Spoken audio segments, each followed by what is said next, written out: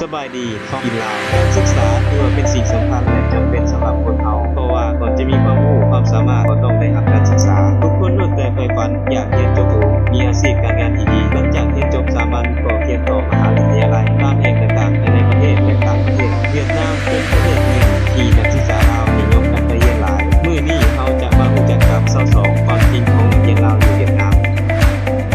ถ้าบ่อยากพลาดคลิปใหม่อย่าลืมกดติดตามและกระดิ่งนำเด้อ1. อย่าแปลกใจถ้าไปเรียนอยู่เวียดแล้วจะพบแต่คนลาวเตือนไว้ก่อนสำหรับคนที่ไปเรียนอยู่เวียดแล้วหวังจะได้เรียนโดดเดี่ยวมีคนลาวคนเดียวในโรงเรียนก็มีโอกาสน้อยหลายพอหลายโรงเรียนให้ถึงคนลาวหลายบางบ่อนอาจมีคนลาวถึง500หรืออาจมีถึง 1,000 คนภายในโรงเรียนเดียว 2. ถ้าเห็นคนไปเรียนเวียดแล้วอ้วนกลับมาอย่าไปหลงคิดว่าพวกเขาติดใจอาหารเวียด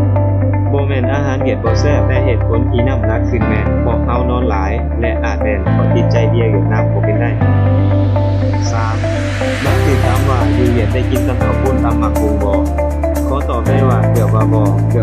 มีมื้อใดบ่ได้กินเนื่องจากว่ามีนักเรียนหลายบางโรงเรียนมีฮอดทางขายตำหรือถ้าสิกินเองก็บ่ยากซื้อมาปรุงข้าวปุ้นมาตำได้อยู่บ่ก็หลายคนมีโอกาสกะติก็ได้ที่อิมพอร์ตมาจากประเทศลาว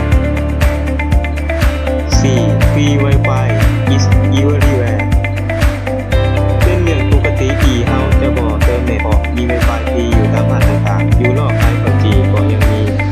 5. สิ่งหนึ่งที่เฮาจะคิดฮอดเวียดนามเวลากลับมาบ้านตอนพักแรกคืออินเทอร์เน็ตเพราะเน็ตอยู่เวียดนามทั้งไวและราคาถูก 6. ภาษาเวียดมีหลายเอกเซนต์คือกันกับภาษาลาวมีเสียงภาคกลางภาคเหนือภาคใต้จากการสอบถามหลายๆคนได้คำตอบว่าตอนเริ่มเรียนภาษาเวียดอาจารย์จะสอนเป็นเสียงทางการคือเสียงภาคเหนือแต่หลังจากอยู่โดนไปเฮาจะได้สำเนียงท้องถิ่นนั้นๆแต่ก็บ่เป็นปัญหาหยังดอกเฮาจะเข้าใจเอง 7. เจ้าบ่จำเป็นต้องแม่นนักเรียนเก่งขั้นเทพก็สามารถเรียนอยู่เวียดนามได้มีหลายๆคนที่มาด้วยทุนส่วนตัวและส่วนหลายมหาวิทยาลัยอยู่นี่พร้อมจะรับนักเรียนต่างประเทศตลอด 8.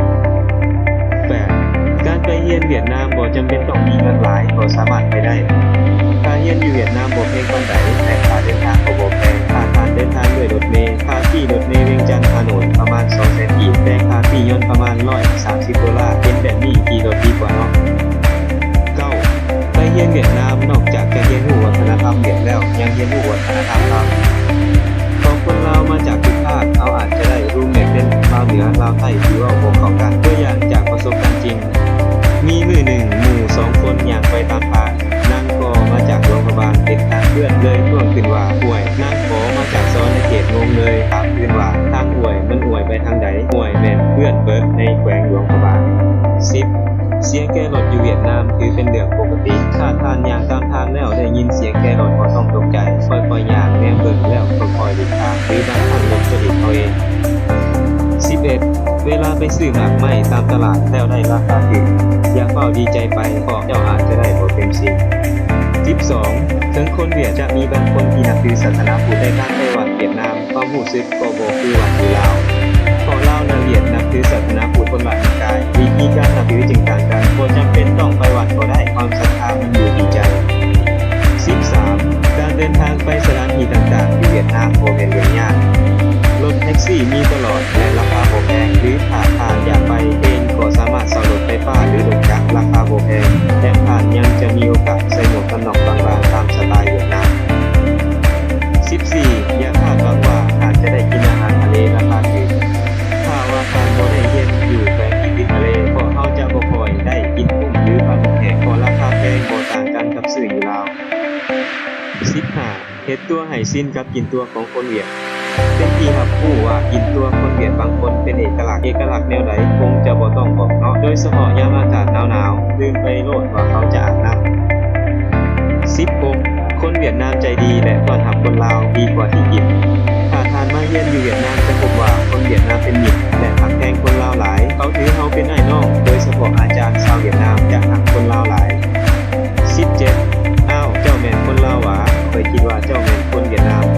ประโยคนี้เจอประจำรับประกันได้จากจำนวนคนเวียดนามที่เข้ามาถามทางก็คิดว่าเฮาแม่นคนท้องถิ่นเชื่อว่าเกือบทุกคนเคยเจอแบบนี้ 18. การเรียนอยู่เวียดบ่มีคำว่าวันเสาร์วันอาทิตย์การเข้าเรียนวันพักถือ เป็นเรื่องปกติถ้าได้เรียนภาคเช้าปกติจะเริ่มแต่7โมงเช้าฤดูร้อนบางโรงเรียนอาจจะเริ่มแต่6โมงก็เป็นได้แต่การเลิกเรียนเช้าบ่ได้หมายความว่าจะเลิกไวเพราะบางโรงเรียนอาจเลิกตอน9โมงกลางคืนพุ่นจะโหดไปไส19นักเรียนชายคนลาวหลายคนเคยผ่านการจีบผู้สาวเวียดบ่แปลกใจว่าเป็นหยังผู้บ่าวลาวจึงเว้าภาษาเวียดเก่งแต่ผู้หญิงลาวส่วนหลายบ่ได้ลงผู้บ่าวเวียดหรือผู้บ่าวเวียดบ่ลงเฮาอันนี้น่าคิดนักเรียนลาวส่วนหลายจะถืออาจารย์ย่องว่าเรียนภาษาเวียดได้ไวและจำเนียนการออกเสียง